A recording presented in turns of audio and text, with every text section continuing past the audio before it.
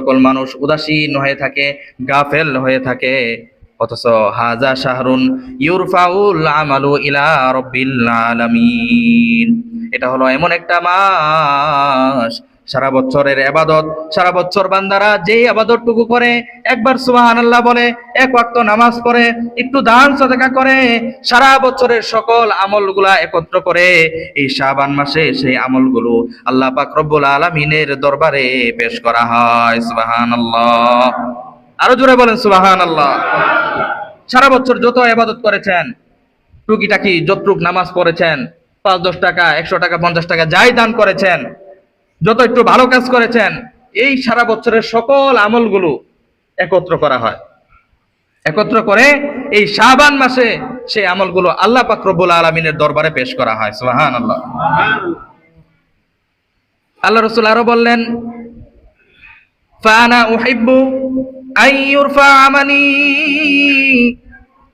ওয়া আনা সাইমুন, আর আমি হাবিবের নিকট, আমি রাসূলের নিকট এটা খুব পছন্দনীয় একটা আমল যে আমার সারা বছরের ইবাদত গুলো, আমার সারা বছরের আমলগুলো আল্লাহ পাক রব্বুল আলামিনের দরবারে পেশ করা হবে, আর এমত অবস্থায় আমি আল্লাহ রাসূল রোজা থাকবো। সুবহানাল্লাহ। মানে আল্লাহ রাসূল কি চাইলেন? রোজাদার অবস্থায় আমার আমল নামাকে আল্লাহ পাক রব্বুল আলামিনের দরবারে পেশ করা হোক, এটা আমি রাসূলের কাছে অনেক বেশি পছন্দনীয়।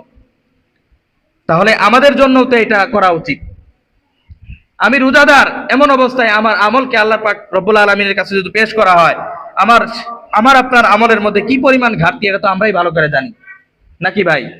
আপনার আমার আমল কতটুকু ঘাটতি, কি পরিমাণ আমল আমরা করতে পারি, এই বর্তমান জামানায় এসে কতটুকু আমল আমরা করতে পারি, কয় ওয়াক্ত নামাজ ঠিকমতো করতে পারি, কতটুকু আমার আল্লাহ পাক রব্বুল আলামিনের যে হক রয়েছে এই হক আমরা আদায় করতে পারি, এটা আপনার আমি আমার চেয়ে কেউ ভালো জানে না, আমরা সবাই জানি।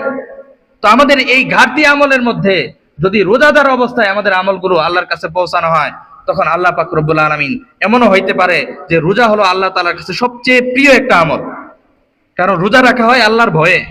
কেউ যদি রোজা রেখে গোপনে পানি পান করে নেয়, গোপনে খাবার খেয়ে নেয়, তাহলে কেউ দেখবে না, কিন্তু বান্দারা খায় না।